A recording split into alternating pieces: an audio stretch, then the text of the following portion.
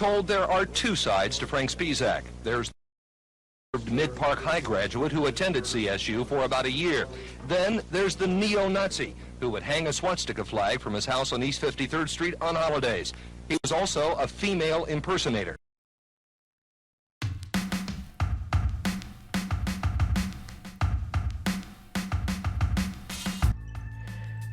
Frank Spisak Jr. was a very peculiar man. He had two obsessions that ruled his life. On some nights he could be seen parading around East 53rd Street in Cleveland, Ohio. He would wear a dress and fizzy black wig, as well as some horribly applied makeup. He wanted to be a woman and would insist his name was Frankie Ann. But there is a yin to every yang, and his great obsession was, to put it frankly, Hitler. He would carry around a copy of Mein Kampf with him, as well as collecting Nazi memorabilia, and if you looked into his windows at night, you would see the man parade around in his room wearing a Nazi uniform, blasting speeches from Hitler in his speakers so loud that the neighbors would hear it. He was queer.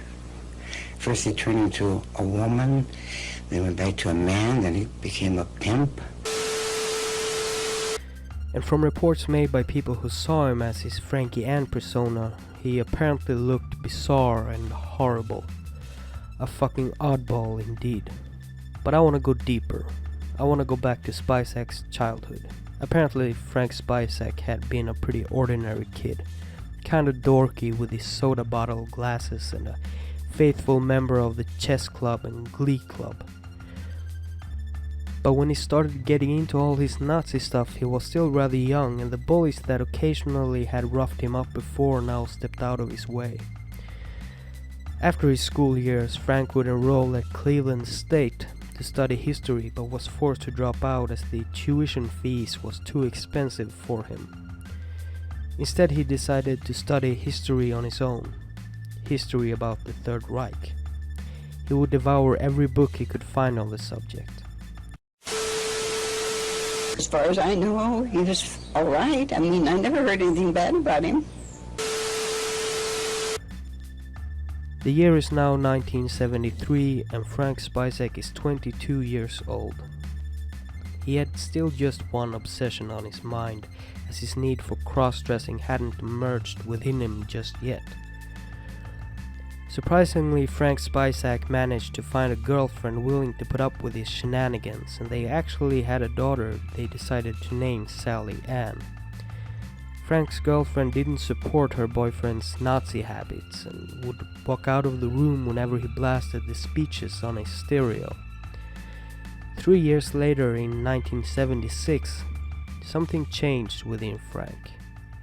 He got into a car crash and suffered some severe head injuries.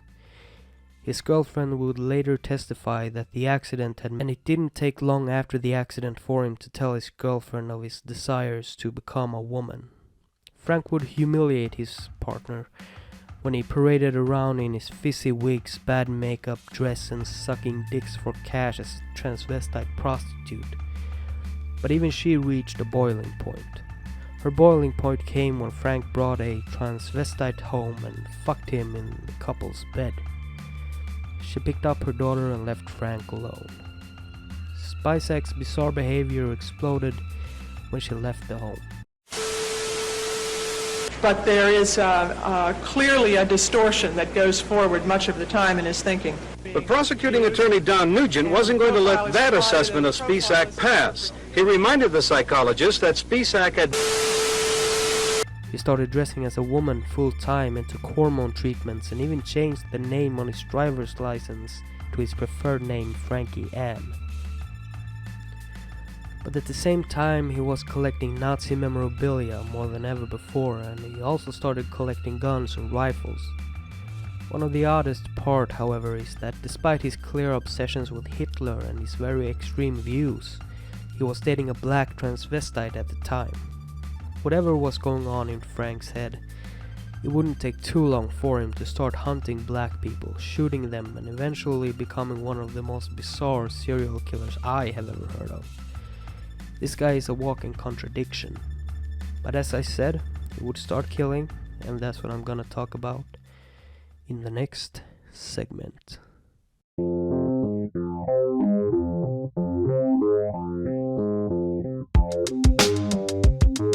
It was the morning of February 1st, 1982, and Frank was sitting in the library of Cleveland State University, reading books about Hitler, of course.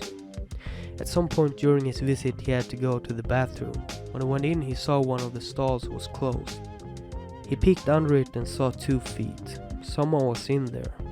He went into the stall next to the man, and through a small drilled hole in the stall wall, he could see a black man.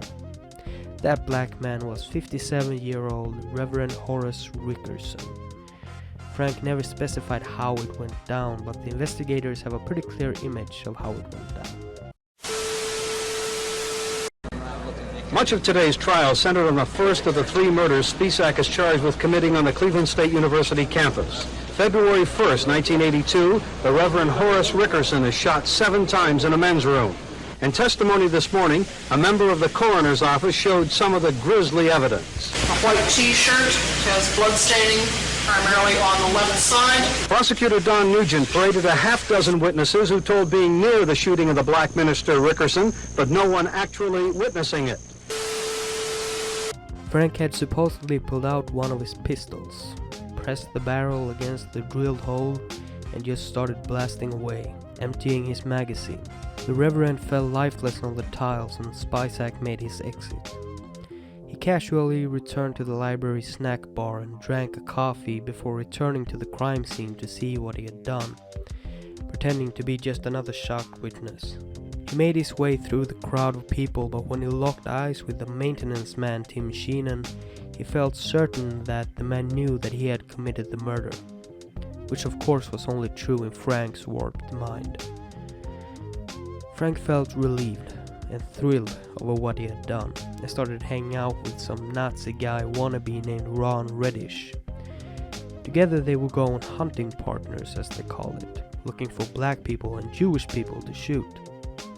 It was June 1982 and it was a warm summer night. Frank was out on one of his hunts. He hadn't killed since the Reverend.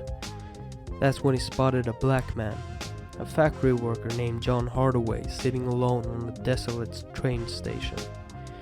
Frank decided he was gonna take this opportunity. There was no one else around, no witnesses.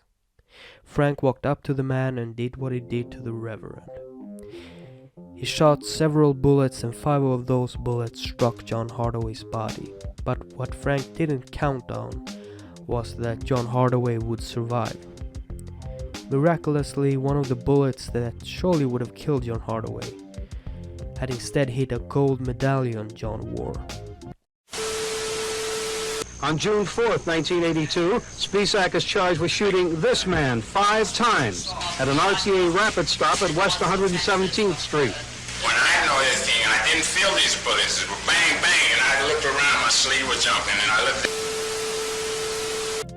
That's one hell of a fucking lucky coin, if you ask me.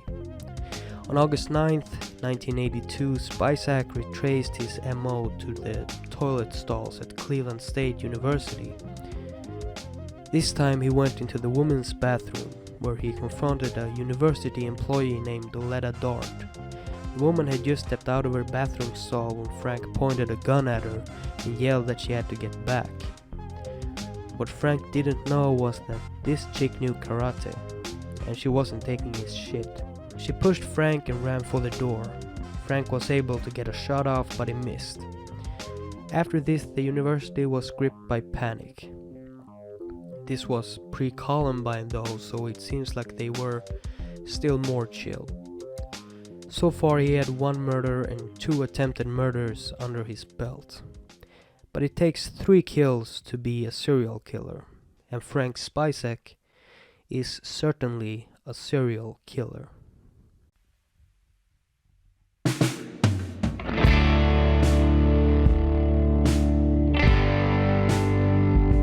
The police didn't link the 2 shootings at the university, as the city was suffering from a brutal crime wave at the time and had about 4 murders a week.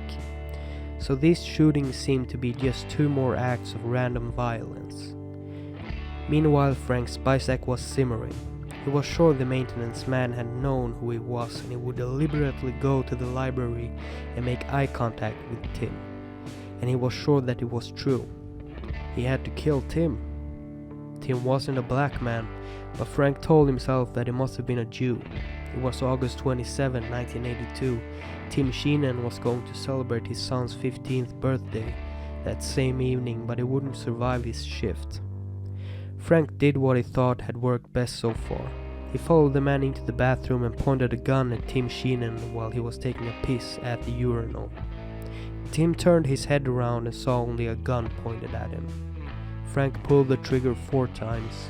He hit Tim 2 times in the face, 1 time in the neck, and 1 time in the chest. Before he left, he stole $10 from Tim's pocket, and then he just left him there, in a pool of blood and piss. He died at 50 years old on his son's birthday. Frank felt invincible. He had killed 2 people and he was gonna do it again. As he strolled along, he spotted 17-year-old Brian Warford, a black student waiting for the bus in a bus shelter. Frank was cold as ice at this point, and he simply walked up to the young man and shot him in the head with a single bullet. Brian Warford never knew what struck him. 1 second he was there, and the next he was just gone. Such a young man. His life taken with such senseless and ice-cold precision. But by now the police knew they had a serial shooter.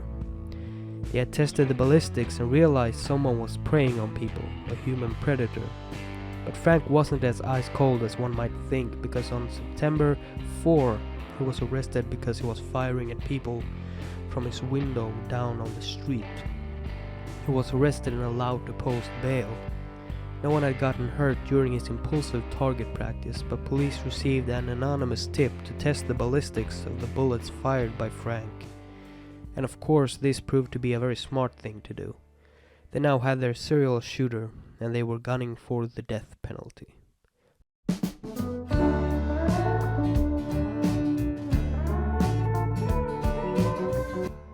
Frank Spisak was acting somewhat odd in court. He would interrupt the prosecutor and ask him questions while testifying, and he would proclaim his love for Hitler, sporting a Hitler mustache and carrying Mein Kampf with him. During the 6-week-long trial, Spisak would enter the courtroom and give his Nazi salute, even though he's never received open support from Cleveland area Nazis. He's a loner. Spisak made it clear from the onset the forces of darkness, which are represented by Satan and his children, the Jews, and Satan's creation, which is the dark races. He would state that he wanted the death penalty while at the same time going for an insanity defense. He got the death penalty. While in prison, he complained that he shouldn't be on death row as the state had put a woman in a male maximum security prison. Spisak wasn't shy about sparring verbally with prosecutor Don Nugent. Let's go back a minute to the part about where I lost my job. How many other people lost their job in August of that year? Frankie, this is how it is here. You see, I ask the questions, you give the answers. Not the other way around. And there was... I do wonder what he was thinking in between his alter egos. Did he not know how utterly fucking insane he came off? Dressed up as Hitler, yelling Sieg Heil in court one day and claiming he was an innocent woman locked up among men the next day. I mean, what the fuck? Well, anyway, his appeals kept getting turned down, and he inevitably was executed by lethal injection. But the thing is, it took 28 years to execute the fucking guy. Frank Spisak was strapped to the table and injected with lethal drugs on February 17, 2011. Spent years on death row, but tonight Nazi sympathizer Frank Spisak is dead. Spisak was executed today by the state of Ohio. His death was by lethal injection for the murders of 2 men and a teenager at Cleveland State University in 1982. News Channel 5's John Cossack joins us now. John, did Spisak apologize for his crimes? Well, Leon Spisak's final statement was in German from the book of Revelation, chapter 21, verses 1 to 7, which speaks of a new heaven and earth. He stopped, though, before reading verse 8. That verse references the fiery fate that awaits murderers. And that is the end of the story about Frank Spisak. I thought it was going to be longer. Either way, if you're going to complain that I used the wrong pronouns or something, just please don't. Please don't. Leave me alone with that shit. For the rest of you out there like Betty Shue, Kevin Tomes, Deadbug, Marsha McMillan, Ian McFarlane, and many others, you know I appreciate you, right? And if I didn't mention your name specifically, don't be sad. Leave a comment or something and I might mention you in another video. That's it for me. Thank you for watching, and good night.